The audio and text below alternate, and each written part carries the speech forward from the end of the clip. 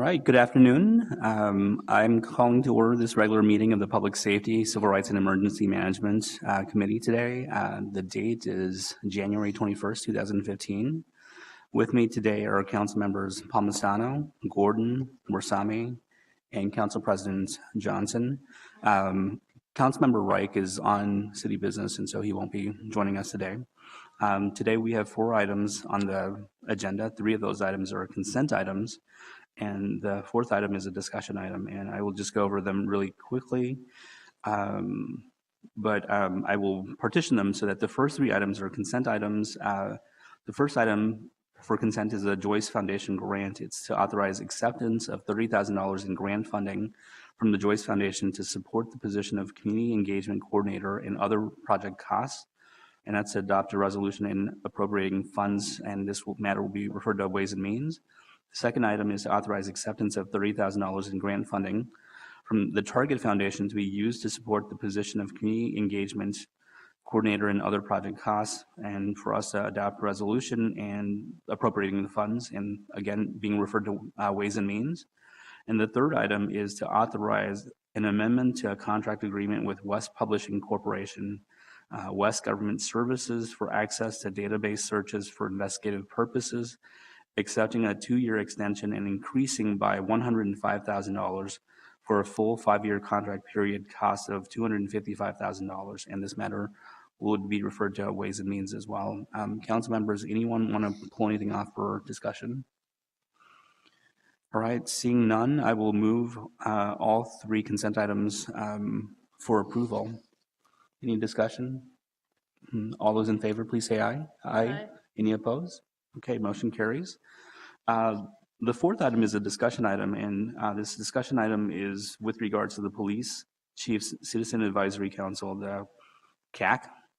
And this is an overview presentation, and this was originally scheduled for December 10th, 2014, but got postponed until today. And so with us today are Rondo and Mr. Davis. And Mr. Davis, you're going to do the presentation. Rondo, are you going to come up as well? Okay, so Mr. Davis, feel free to come up, and if you can, give a brief description of who you are, where you live, and then just go into that. Well, I'll be as brief as I can. I'm Harry Davis Jr. I'm a native Minnesotan, and my family has been here 165 years. So I've seen the good, bad, and the ugly of the state, and most of it is very, very good.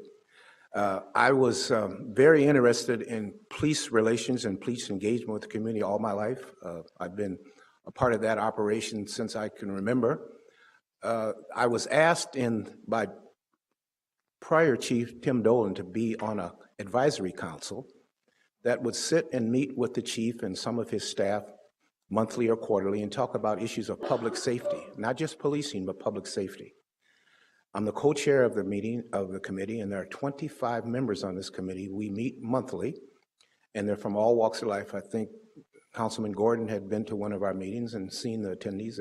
All crosses life, and the majority of the people are community advocates that are looking for the way we can have more transparency with elected officials and the police, have better communications with our community and the police, and try to change the concept that policing is one issue, but public safety is a major issue. I've looked at the development of downtown Minneapolis and all the activities that are going on in the redevelopment of more of our cities, and I appreciate all the things that are going on. But at the same time, I see pockets of miscommunication or pockets of stronger connections with our wards. Now, I know there's 13 council persons, and each council persons in the ward have different objectives, different scenarios in their committees and their councils that they meet with, and all their needs and objectives in their wards could be different, but they're all similar when it comes to public safety. And my objective today is, one, is to try to bring more transparency to our council with our committee. Our invitation is always out for members of elected officials to attend our meetings, to communicate with us of their concerns of the city and public safety, and also get feedbacks for what I call with people with boots on the ground, people that actually live in the community and are experiencing things. Over the years, I've had some good relationships with the police and some not so good. As an African-American male, there are challenges all the time with policing. There are stereotypes that are between our communities that need to be erased and addressed. And there are challenges. There are challenges from all walks of life. But my main objective is transparency and communication with councils of citizens that are concerned about our city, that need some time for elected officials to hear our needs. We hear your objectives either through the media or through meetings because you're elected. But sometimes I think the voices of people that are experiencing this are not heard collectively as we hear collectively what your concerns are. Councilman Johnson, I've known you for years. I know that you're a newest elected official. Congratulations.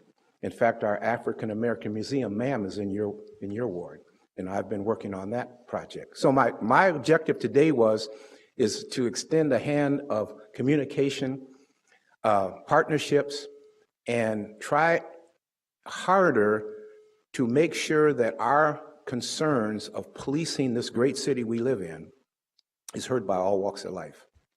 Like I said, there's 25 members on our council, and they come from every nook and cranny in this city, from social agencies to private business, to recreation facilities, to park board. We work with PAL. I work with Phyllis Wheatley, the Circle of Discipline, Pillsbury Waite, you name it. I think in closing, what I'd say, here's what I've seen, and I'll give you a brief history of why I see this. My great-great-grandfather was stationed at Fort Snelling during the Civil War in the Union Army, and he was discharged in 1868. He was a Spanish-American man with an African-American wife, and his wife and him were from Virginia, and they knew that they couldn't go back to Virginia with an interracial marriage, so he stayed in Minnesota because he saw opportunities here. So fast forward that, I'm the 6th generation in this state, and many times I tease my Swedish and Norwegian citizens saying, you guys don't have the squatting rights here. Everybody's not named Janssen, Larson, or Anderson. This is a mosaic of a great state to be in. And I was telling Madeira, fortunately for me, I traveled all through the United States in my business career, and I've seen most of the major cities in this country, and I'm always happy to come back to Minneapolis. The closest thing to Minneapolis of keeping their downtown area in good police relationships is Washington, D.C., Crystal City. Has done a wonderful job with reconnecting with the community and rehabbing their downtown area. Minneapolis has an opportunity that many cities don't have. The reinvestment and the commitment to our city is still here, it's still strong, and the working relationships with elected officials is very, very good. And I was quite excited with the police chief's appointment because I saw a new era of proactiveness. We try to be proactive instead of reactive. We don't look in the rearview mirror about the past. The past is what it is. It's history. How do we move forward to better things? And my objective today is, in your very busy schedules, when you have time, and Madeira Arredondo is our co-chair, if you feel that you need to hear from other voices besides your own precincts and total other voices from the community, feel free to attend any of our meetings. We meet once a month for an hour and a half, and we have an agenda. We don't have access to policies or procedures. There was a question about whether we have a secret meeting. We're not subject to the public open meeting form because we're not elected, we're appointed. We don't make decisions on people's records or policies or programs. We just advise the police chief on how we feel she, along with us, can better police our great city. Is there any questions? Mr. Davis, thank you. Before I open it up for questions, I just wanted to say, I appreciate your report about where Minneapolis ranks relative to other cities in the country. I think we should give you a bigger microphone so that you can share that good news with the good folks in Minneapolis. With that being said, council members, anyone have any questions? All right, seeing none, I'm almost seeing one. Okay, I see one now. Councilmember Gordon. Thank you. I just thought it might be helpful, and I was curious if we could hear a little bit more about the priorities and the kinds of things you're working on. I know that you have looked at some of the same issues that we look at as a committee here. I think the police body cameras is an example. I just wanted to express my view, and I think it's probably shared by my colleagues, that if the advisory group has advice about policies or input about policies, we would welcome that, and we'd welcome hearing that, because it's a tough task to look at all the policies and all the decisions that we make, and the more input that we get, the better. And I also know that you have some subcommittees. Yes. I think that's might be good for us to know. So if you can think of what are there some priorities or some big issues you're hoping to tackle this year? What are those? What we did, Councilman Gordon, is that we as a committee said we wanted to come up with 3 or 4 objectives for the year.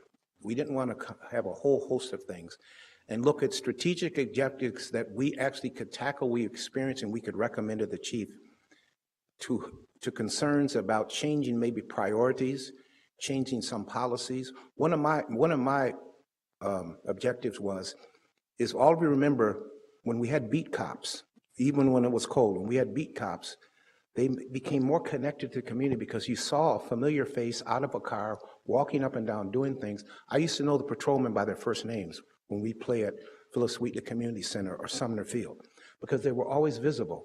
One of the things our committee suggested this year with Chief of Staff Arredondo and Chief of 2 is that once a month of is it 6 precincts?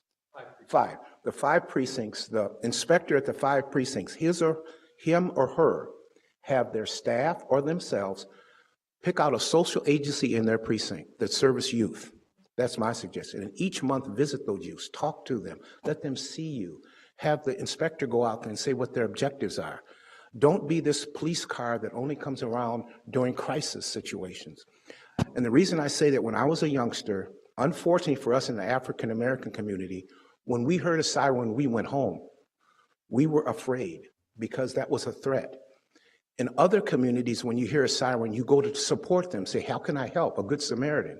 So see, that dichotomy has to be reversed, is that we used to see the police as a safety net, but it was a personal threat to us because we had no relationship with them. So we also strongly suggest that the only way the police are going to get better is the community works with them. It's not them and us. One of the things in the African American community, which is a big challenge, is that many times when the police come in to help, there's what they call a no snitch policy, or you don't talk to the police. All these negative activities going on in our community. So when the police come in and try to service something or work with you, when they don't get to work with the community, then it's almost a standoff. How do you bridge and break down those barriers? By visiting, being visible in your community, and picking out social agencies that specifically service youth between the ages of 8 to 18, and building a relationship so when they see that police officer, they see it as somebody they can connect with, not run away from. Any other questions? So, Mr. Davis, I have a couple of points. You talked about how this Citizens Advisory Council isn't subject to open meeting laws. And, I think while, that serves a certain purpose, part of me feels like, sometimes when you all meet in secret, people think that policy is being made or things are getting done. And, I do want to make clear, that's not the case. As you described, I would also just, point out that, sometimes, the public perception is such that the police chief appointed 25 folks who are just going to basically be friendlier to her, and I would suggest, sometimes, it might not be a bad idea to appoint folks who are dissenters, or maybe what I would call respectful dissenters instead of maybe disruptive dissenters. And, I think that just kind of helps to give public confidence to just having a police chief's Citizens Advisory Council, that you're not having a bunch of people who are just pro the chief. I think if you have folks who are, maybe not against, but not favorable towards the police, I think that helps in terms of weighing the discussion. And so I would suggest, taking that back and maybe, thinking about those sorts of things too, just because in the grand scheme of things, I mean, whatever we do at the city, whether it's these secret meetings with the police chief, citizens advisory council, or a committee meeting like this. I mean, at the end of the day, we want to give people faith that these meetings have purpose and that we're doing good by the people. I think one of the best ways to observe that, if in your busy schedules come to one of our meetings, and you will see out of those 25 people, there is nobody in there that isn't willing to challenge the chief. That we don't rubber stamp what she says. And in fact, she and I have had some very strong conversations of my opinion. And if you just look at me, I don't think any of you are going to think that I would go into Right. any meeting. Right. And I'm not even one of the most outspoken persons in Right. the meeting. So we understand privacy, but the one thing I have respect for, even in elected officials, sometime when you make decisions that are going to affect the life and protection of the citizens, many times that meeting will become an open forum for all other kind of complaints. And sometimes if you have a meeting like we do open up and invite people in that have a difference of opinion. But we try to keep it where all of our members feel comfortable speaking their opinion, don't feel threatened, and feel that they can speak openly without coming back to haunt them. And I appreciate open meetings, and I've been in both parts. I've been in elected positions in my city, and I've been in non-elected positions. But one thing I have found out, when you have meetings that you're trying to do something constructive, many individuals in our community will use that as a format to be destructive. And they want to get their agenda regardless. And that's freedom of information and freedom of speech is well-meaning. But at the same time, you also have to feel comfortable to be able to sit down and roll up your sleeves and get something done. And then you present your objectives, and then you open it up for anybody to critique them. But prior to that, it's hard for you in a city council meeting to run your meetings if you have an open forum with discontent in everything you say, everything you do. Because unfortunately in life, there's always going to be individuals, and I'm always going to make this statement in front of you and others. When we have our meetings, and I co-chair, I say, please do one thing for me. Are you asking a question or making a speech? Yeah. Now, if you're asking a question, we can negotiate. But if you're using this format to make a speech, then we're not going to get anywhere. But our meetings are open anytime anyone would call Deputy Chief Arredondo or Sherman Patterson and want to get on our agenda and speak. It's just like today. So there's no close to anything. But our meetings, because we're not elected, we don't publicize our meetings because we're not making we're not making strategic decisions for the city. We're just an advisor to the police chief, and I can advise all she wants. And I think all of you have heard this when you were little. You're listening to me, but you're not hearing. Or you're hearing to me, but you're not listening. So the police chief can do either one. Okay. Well, thank you. Thank you so much for being here today. And thank you for the invite. And like I said, the door is always open. And even though we disagree, we don't have to be disagreeable. Absolutely. Thank you. Okay, thank you. Right. Should we make a motion to receive and file that?